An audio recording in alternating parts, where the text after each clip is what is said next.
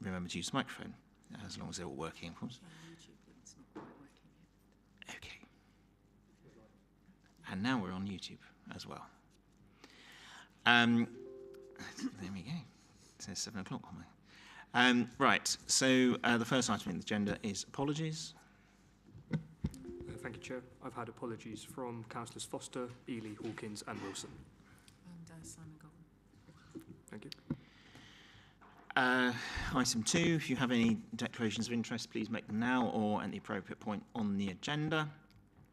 Item 3 is the minutes of the last meeting. Can I sign those as correct record? Agreed. And just to note that the decision of the 12th of September went to overview and scrutiny, but the committee upheld the decision of the Cabinet, so it will now be implemented. Item 4, we don't have any public questions, so moving swiftly on. Who's got members' questions? Who's got questions on other matters for which the Cabinet is responsible? Andrew Thorpe-Apps and Barry Knight. Is that it? Right. Councillor Thorpe-Apps. Thank you, Chair. Just to say my question was submitted before the meeting. Thank you. On the back of growing concern about speeding and road safety in our villages, I wanted to ask about TrueCam.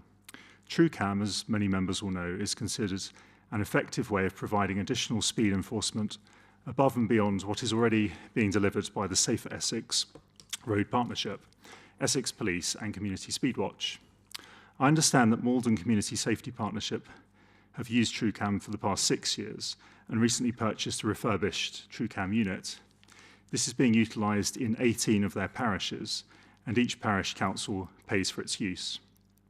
I know also that Uttlesford are using TrueCam, and I'm told that previously Essex Police, Fire and Crime Commissioner funding has been made available to purchase the units.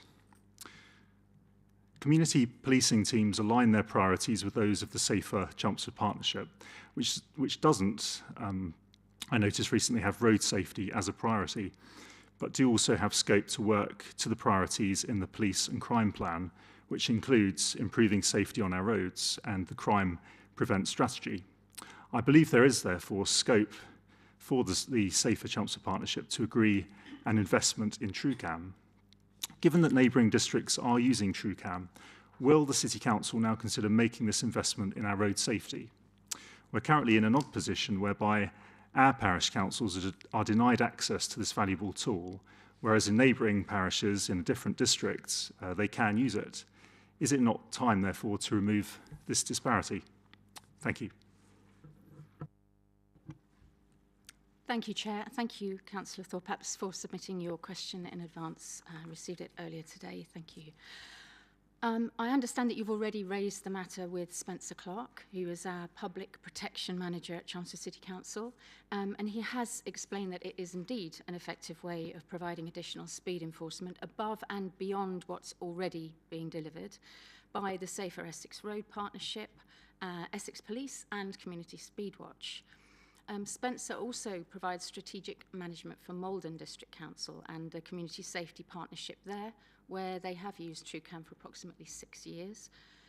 And in Malden, the enforcement is carried out by police-accredited community engagement officers and delivered across 18 parishes at 45 different locations, and each parish pays for that service. You'll be mindful that resources are a challenge just now, and the initial purchase of an approved speed enforcement device, either TrueCam or a laser cam, is expensive.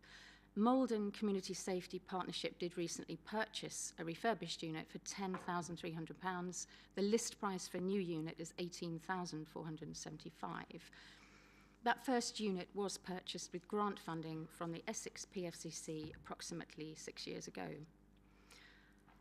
Spencer Clark has spoken with the Customer, Community and Enforcement Manager at Malden District Council and has asked if they'd consider carrying out enforcement in our area on an hourly rate as a pilot. And I'm happy to say there is interest, but they are in the process of recruiting officers at the moment, so wouldn't be in a position to offer such a service until next February, that's 24 at the earliest. It should be noted, though, that road safety has been marked out as a strategic priority in the Malden district. That's because it has relatively low crime rates, and the rural road network, particularly in the Dengie Peninsula, is somewhat challenging and does unfortunately cause a high number of road traffic collisions. In Chelmsford, the Community Safety Partnership has more challenging priorities, but we do receive a good and proportionate amount of speed enforcement by the Safer Essex Road Partnership, together with the Highway Days of Actions involving a variety of different agencies. We also provide education on road safety by various teams from the partnership. And the decision around community safety priorities is based on a strategic assessment, which we as a partnership in Chelmsford undertake on an annual basis. Through that process, we receive a variety of data sets from statutory members of our partnership and analyse that, as well as the public perception data, before we propose priorities for the One Chelmsford board to endorse. Community policing teams align their priorities with those of the partnership, but do have scope to work to the priorities in the police and crime plan, which does include improving safety on our roads, as you state, as well as the crime prevent strategy. Officers also support community speed watch activities. So communities and schools within those communities are encouraging long-term behavioural change in support of Vision Zero, which is a county-wide strategy. And in May, Essex Police did welcome 3 new roads policing speed enforcement officers at our Chelmsford branch, at the Chelmsford launch, those newly created speed enforcement officer roles will support the Safer Essex Roads Partnership's Vision Zero. And for anyone who isn't aware, that is the ambition to have no road deaths in Essex by 2040. And the Police, Fire and Crime Commissioner's plan to improve safety on our roads is also being supported by that team. Alongside our roads police officers, they will be dedicated to tackling road-related crime and provide reassurance to the public in areas where speeding has been raised as a concern. And Councillor Thorpe perhaps will be aware that we now hold quarterly meetings for elected members within this council to discuss policing issues with Inspector Sam Girdleston. The next meeting is in fact this Thursday, the 16th, in the council chamber at 6 p.m, and I would highly recommend that he attends and raises the matter in that forum as well. And I thank you again for your question in advance. Thank you for the answer, which was a very comprehensive response. Spencer Clark did relay to me that this pilot that may be taking place in February, it did strike me that that would probably be a more expensive way of us doing it, by calling in a resource from a neighbouring district rather than having the resource ourselves to use in our parishes. And is the position, I mean, really the crux of my question is this council willing to support investment in TrueCam? I'm not sure that she answered that, actually. Does the administration have a position on that? Thank you. Well, I've received advice that at present we are looking at the hourly basis as a pilot, which in the shorter term will be cost effective because it will be on an hourly basis, and we will analyse the data as that pilot rolls out. There are other streams of funding that may come forward, hopefully from central government. In the meantime, we are challenged with resourcing, so I cannot guarantee that we'll be able to do anything more than that February pilot, but I do hope that you're reassured that Mr. Clark has responded to your inquiry and has investigated that as a tangible option for the future. Thank you.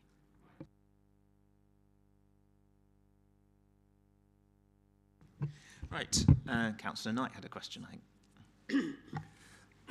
Thank you. I have some comments on the members' allowance. I know it's coming up later. Shall I ask it later? Thank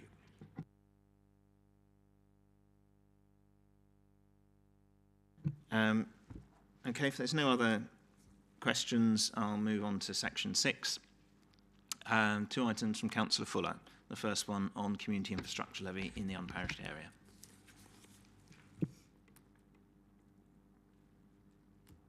Thank you, Chair.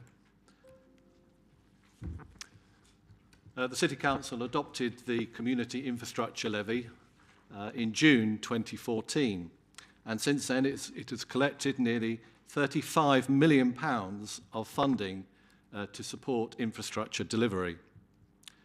The expenditure of CIL is governed by national CIL regulations, and in broad terms, 80% of receipts are spent on strategic infrastructure and 15% are transferred to the relevant parish councils, or 25% if there's an adopted neighbourhood plan, and up to 5% can be used to cover administration costs.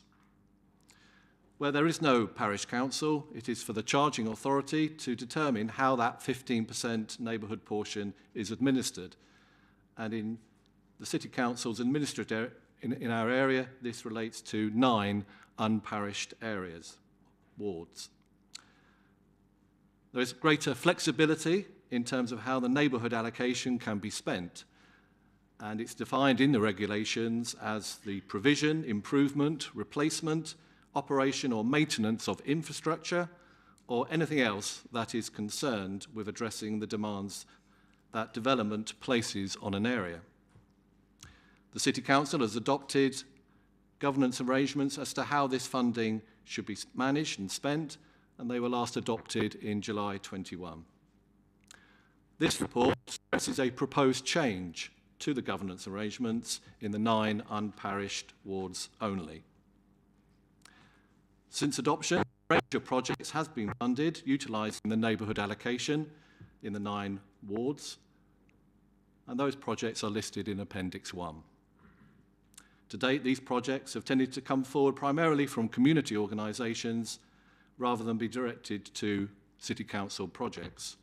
And of the 1.45 million allocated, the 37 plus projects that have come about, 95% have been funded through community-led projects. Now, the funding must be for capital and not for revenue projects. Given the current pressure on the City Council's resources, including the capital programme, the proposal is that the current neighbourhood balance in the 9 unparished wards and future receps are split 85% for City Council capital projects and 15% community-led projects. That is considered to be an appropriate balance in the current climate against a current held balance of £1.3 million. No other changes are proposed, and decisions of up to £10,000 will still be delegated to the Director of Connected Chelmsford in consultation with the Community Funding Panel, and funding proposals over £10,000 will continue to be determined by Cabinet. Once agreed by Cabinet, the Council's CIL governance arrangements will be amended and published online to reflect these changes. It is suggested that a communication plan is developed to promote the changes alongside other funding schemes that form part of the community funding scheme, including the Greener Chelmsford grants.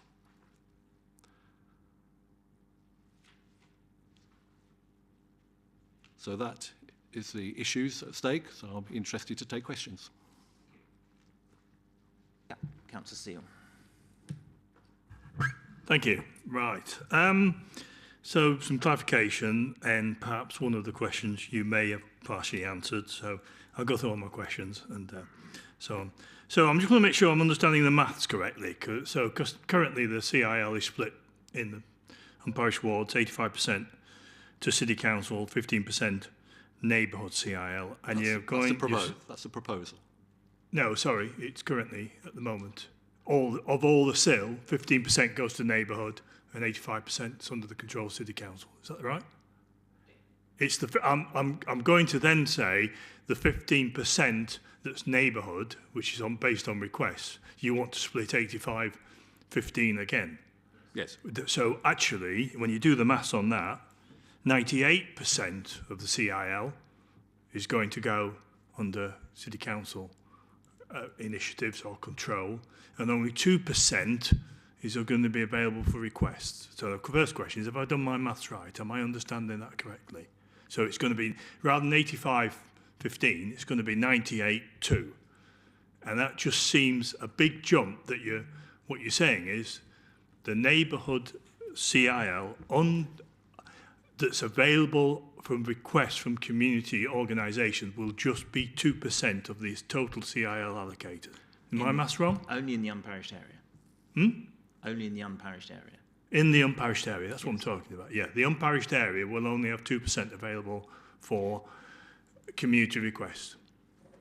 Yes. That's what this proposal says, yeah? I'm just checking my understanding, which, you know, the comment there is, wow, that's a small amount that we've gone to. Now, I will say, I can understand your issue, because there's like one, I think it's, if you look at the rate of spend of neighbourhood CIL, if I'm looking at that correctly, and I think it says in that table, it says that's between 2014 and 2023, so we're talking 9 years, 1.4 million spend, which is a spend of 160k per annum, so the neighbourhood CIL is not getting spent very quickly. So what's the underlying cause for that? Why aren't organisations requesting it? Have we communicated it well enough? Do they know out there that there's funds, well, the 1.3 million sitting there for requests? What we're basically saying is, or what you're basically saying is, there's 1.3 million, they're not asking for it, so let's the council, the city council decide what to do. Have we done enough communications to make sure organisations do know about this money and its availability? And if there is a lack of demand, isn't that the problem that we should be looking at? It worries me that what's the driving force here is shortage of funds within the council, which is adding the pressure and then saying, hey, there's some spare money over here that nobody's asking for. But that money is supposed to be asked for. Why isn't it being asked for? Okay, thank you.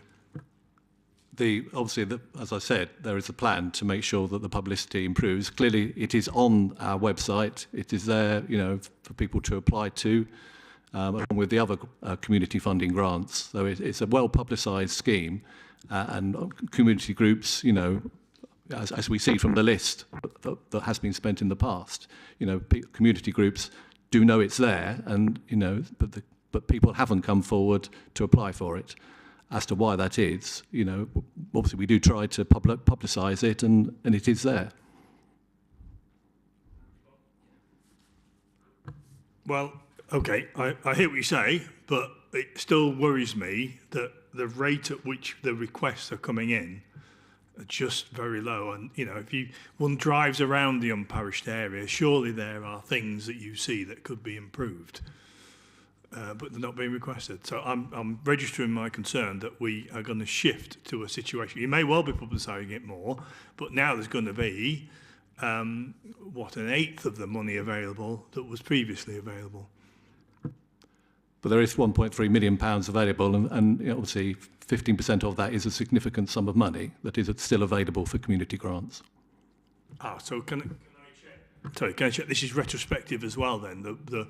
So it's not just going forward, then all of that 1.3 million will get 85%, will get taken into council control. That's the pot that's available. Yeah, okay. Well, I'll register my worries. I'm touched by your concern for the unparished area. Perhaps it's worth recalling that 1.3 million pounds is actually 500,000 higher than it would have been had Councillor Whitehead's policy been continued, because under your administration, you were going to spend a larger 500,000 of what we might call our neighbourhood CIL on Shire Hall, on the Tyndall Square renovation redevelopment project, which we changed to strategic CIL. So ironically, we put more money into the neighbourhood pot, which then hasn't been spent. I think it's also fair to say that the projects that the City Council intends to spend the money on will be City Council projects in the unparished area. But those decisions haven't yet been made, and we'll be looking at that. But I think it's worth noting the context of the report, which is we, in a difficult financial situation, it would be much better that the money was spent on something that benefited the city rather than just sitting there unused. And there will be more money coming in future. Did you want to say?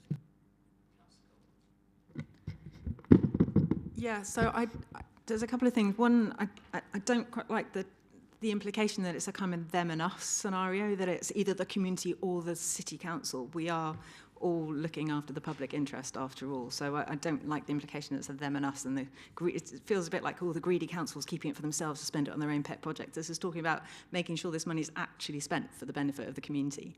And secondly, outside of the unparished areas, so therefore within the parished areas, this money goes to the parish councils. And I just wonder how many of those parish councils actually invite in bids from the community, and what percentage of their funds get spent on bids from the community. So I'd be really interested to look at those figures, and I generally don't know the answer to that, but I do know that parish councils do spend quite a lot of the money themselves, as far as I understand it. Maybe I'm wrong about that. But if we're very interested in community groups funding, I'd like to see the numbers from Writtle Parish Council, for example, to see how many of them that goes out to community bids. Thanks. Point taken. SIL worries me in some ways, because I think lots of parish councils are sitting on large amounts of SIL and should be getting on with spending it. And I'm talking about parished areas as well. I'm not going for the them and us. It was more, is this a failure of the communications to invite bids for the funds? That's what worries me. Why on earth aren't there? I mean, I drive around and see grotty-looking scout huts, you know. Why aren't they in the unparished area? I won't say which one. Why aren't they asking for some CIL money to refurbish it? Because in my own ward, I've managed to get grants for, and it wasn't CIL'd, by the way, you know, and we spent, you know, the best part of 10 or 12 grand on putting new roofs on the scout huts. I know how expensive it is. Why on earth aren't they asking? They are. And we may be thinking about the same scout hall, but we have allocated money to the 5th and 9th scout group at St Andrew's Church, but they've been unable to take it up because we've been waiting for the church to come up with a new lease. Now we're straying into detail here. Anyway, Councillor Hyland. Thank you, Chair. Actually, Mike seems to have covered I'll say the same point, really. Are you actually able to demonstrate the impact of reducing the neighbourhood spend? And I just noticed that you've changed it from neighbourhood spend to community spend in your commentary. I don't know if that's deliberate or it's just a phrase. It's right? just that the neighbourhoods, it's the technical name is the neighbourhood SIL, but right. of that, community groups can ask for funding. So by reducing the neighbourhood spend to the 15%, which Mike cleverly worked out with maths, gives that 2% pot. Does this proposal actually centralise funding yet again? And does the wider non-parish fringe, never mind the parish fringe, who already lose out, will they lose out on this SIL? When I looked at the table in Appendix 1, you didn't allocate wards to it. So you couldn't really look at how much is going to each of the 9 wards, unless you knew where Western's play area would or North Avenue. So it would have been helpful if you also provided the ward the demographic, so where the money was going within wards. So is everything going to one particular ward or a couple of favoured wards? But it's definitely not. It doesn't seem as if the decision-making process is going wide enough in those areas. That's my concern, as well as the limiting of funds. Thank you. All the 9 unparished wards are treated as a whole, so they're not treated as separate entities, as it were. It is the whole unparished area that is treated for the neighbourhood SIL. Yeah, so it's not we don't break it up into the separate wards. It's treated as a whole thing. Okay, interesting. But you have 9 wards within that unparished area, right? Yes. But obviously, there's a very great variation within those wards in terms of, clearly it covers the centre of Chelmsford as well as the slightly further out parts of the central Chelmsford, so it's big variation.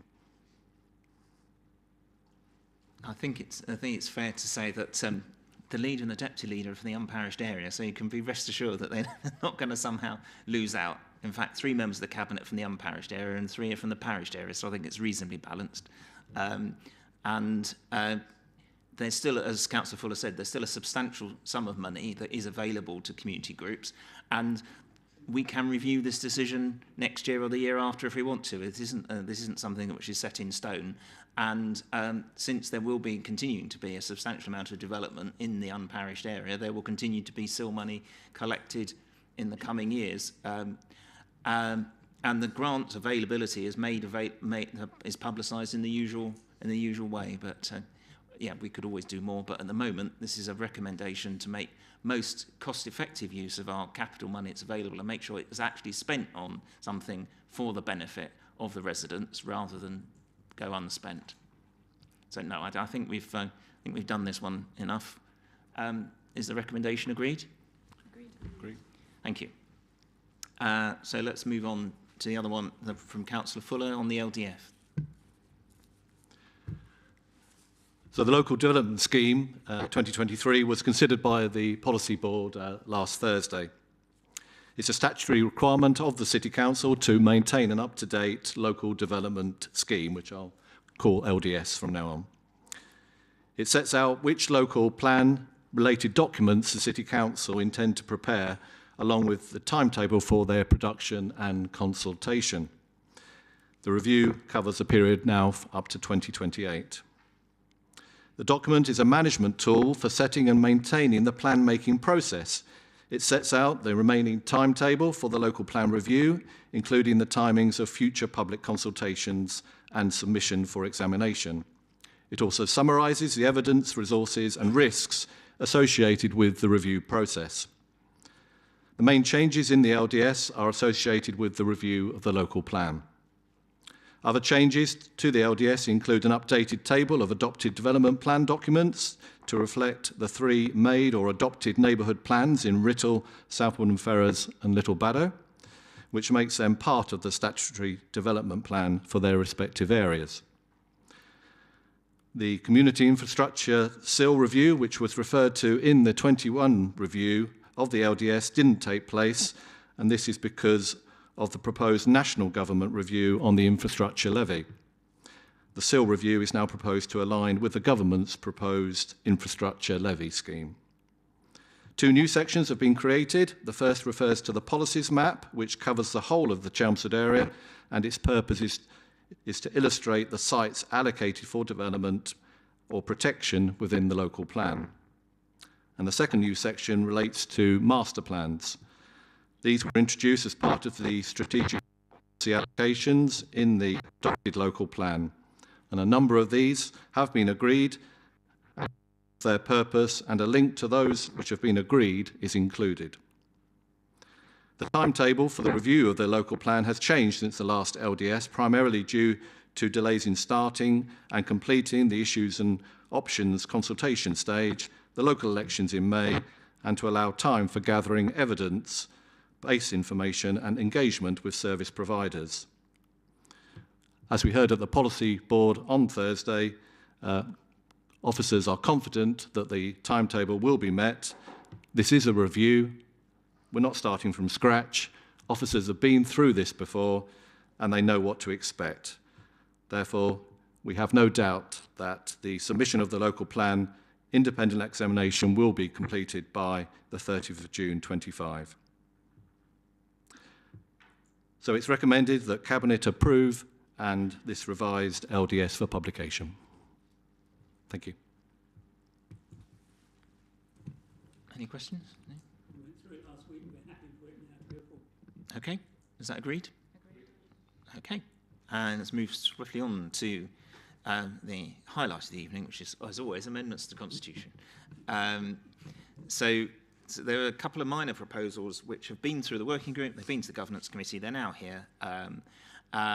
We were asked whether it was legitimate to just have a vote by assent, as in, yeah, everyone just says agreed. And to clarify that this is accepted practice, we're proposing to write that into the Constitution. So you can see on page 6 of the report, it says that it's highlighted in yellow. So that's to clarify that that is allowed. And then the second change is that when relatively minor changes need to be made to the Constitution, they don't actually have to come to Cabinet or Council, that they can be done under delegated authority, subject to consultation with the Chair of the Governance Committee. So we got there after some discussion at the working group and the committee. Is everybody happy? Is there any questions? No? Is that agreed? Thank you. Right. Moving on to members' allowances. This is the 4-yearly review that always happens just after the election. The independent panel met and aren't recommending any significant changes. The only one relatively minor change is for an allowance for independent members. Otherwise, no changes are proposed to the scheme. Does anybody have any questions? Spokespeople first? No? No? Councillor Knight. Thank you, Chair.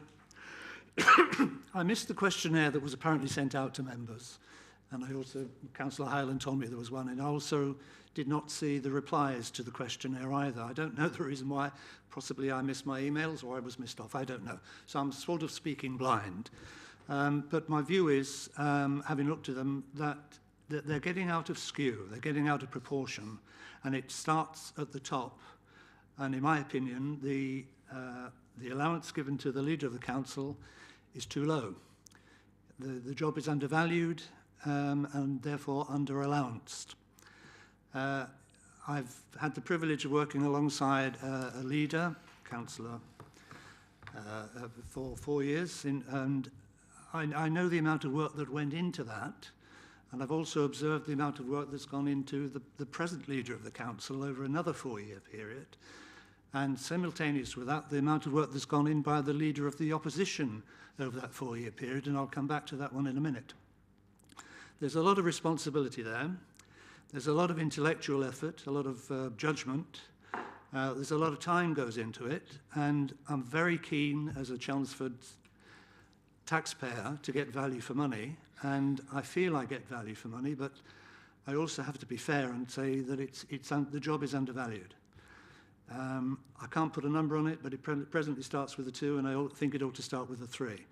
So that's my first point. I think the leader of the council is undervalued by the constituents, and my question, I haven't finished, but my question would be, the independent committee have deliberated, and there's another 3 or 4 years to the next one, but would the cabinet at some point advise them of my views and other views as well, obviously, and hopefully the right decisions will then be met. If you go to the middle of the allowances, to me it's a dog's dinner. There are so many anomalies, in my opinion, there are so many anomalies there. The biggest one refers to the leader of the main opposition, who is financially valued at the same level as the chairman of some committees. And I really, really can't see that. Again, the responsibility there, there's intellectual effort there, there's a whole load of work goes into it, far more than ever goes into any of the committees.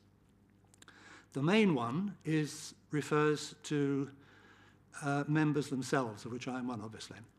I think there are far too many of us. There are 57. I can't put a number on it, but I would aim for something like 45. Where there are 3, I think there ought to be 2. I was in a ward myself, along with Councillor Raven, where of the 3 in the ward, 1 was totally absent without leave and did absolutely nothing. He or she may have attended a few meetings, but that's just box ticking. That's just turning up, saying nothing, doing nothing, probably thinking nothing. It's not unusual. It happens to other members here as well. He or she wouldn't have been the only one. But the main work is to be done within the constituency, where you answer emails, you look after people, you try and lead.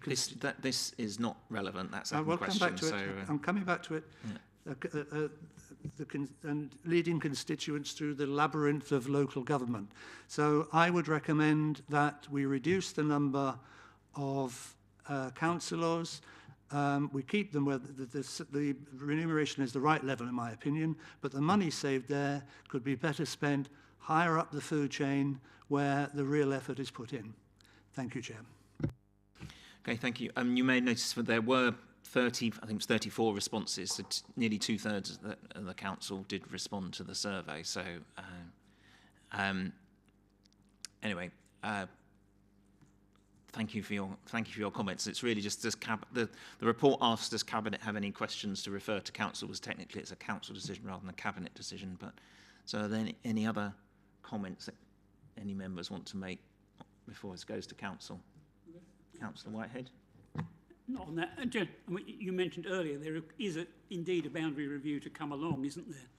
And in most areas around, excuse me, that has meant a reduction in the number of councillors, so that Malden and places like that have done that already, and it wouldn't surprise me if that's the case, but there is something in the wind that will actually address the question that was just mentioned. Yes. And I didn't pay him earlier for the rest of it. Any other comments? No? So just you note that report and send that on to Council then. Yes, is that agreed? Yeah. Okay. So then moving on to the next, this is the Treasury Management Report, the mid-year review. Not a major major item. It's the statutory requirement that we look at this mid-year report. As you know, the Treasury management is about cash investment and borrowing by the council, and then and the report comes to Cabinet and then goes on to Council. There haven't been any breaches of the Treasury management strategy, and all the investments have therefore been made within the approved guidelines. You'll note in the report that there has been higher than expected income from interest rates because of the rise in interest rates, which has caused everybody's mortgages to go up, but there's been a small benefit to the council, which has helped us pay for the rising cost of housing and homelessness. That we are borrowing internally, but not externally, so it's not really borrowing in the sense that most people would understand it, to fund our capital programme, but that might change next year as we have an ambitious capital programme. But no changes are actually proposed to the Treasury management strategy. Does Councillor Davison, who's the chair, have anything to add?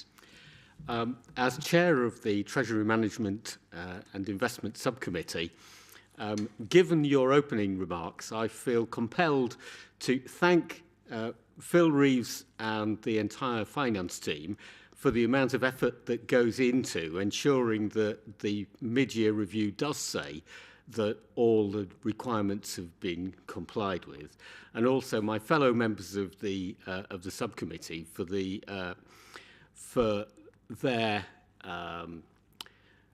work in ensuring that we oversee this and look in detail at how well things are going and whether the strategy needs to change. But as you've commented, we're not proposing any changes. We believe we have the right strategy.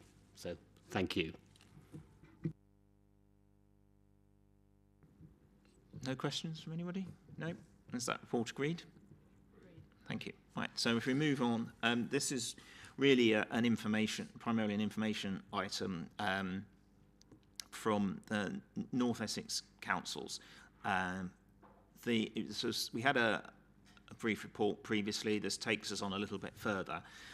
So there are 8 districts plus the county council who are coming together across the north of Essex to see whether there is opportunities to be gained by working more closely together in partnership. There may be opportunities to share back office services, for example. And chief executives and leaders from the 9 councils have been meeting from time to time. We had a meeting just a few days ago, and we agreed to formalise the partnership, and therefore each of the members of those 9 councils are taking reports through their appropriate governance process. And some of the things where we think there may be scope for working together is on page 3 in paragraph 1.8. We discussed at the meeting on Thursday that housing and homelessness is a rising challenge for all of us, particularly for Chelmsford, Colchester and Basildon, but it is becoming a growing issue for all of us, and that is one of the things that we want to work more closely together on. And there may be other ways through shared services that we can improve resilience, help to fill posts that are otherwise difficult to fill and things like that. And so we've agreed to contribute each council to put £20,000 into a shared pot so that we can employ a resource who is dedicated to this joint working project. And so that's the proposition here. This is in addition to the work that Councillor Goldman reported on last time at the North Essex Economic Board, which was where the genesis of some of this came from. So that's the report, and I think there are benefits which we need to explore by working more closely together with our neighbours. So anybody got any questions? Councillor Highland. Thank you, Chair. Just one question. Does that put at risk some jobs in those councils? Not at all. No, I mean, the problem is that we're struggling to fill some of the posts that we have, and there may be an opportunity to share posts between councils where they're struggling to fill them. So across those 8 councils, all of the 8 have struggled at one time or another to fill a number of posts. So we think actually we might be able to share resources more effectively and actually therefore continue the service that we deliver to the public rather than reduce it. Okay. Anything else? No? Is that report agreed? Agreed. Thank you. And that is it. For this evening, there aren't any other urgent items on, and the allowances goes to Council and the Treasury Management. 3, yeah. So those 3 go to Council. Well, we can talk about them all again. Right. Well, thank you for your attendance. Good evening.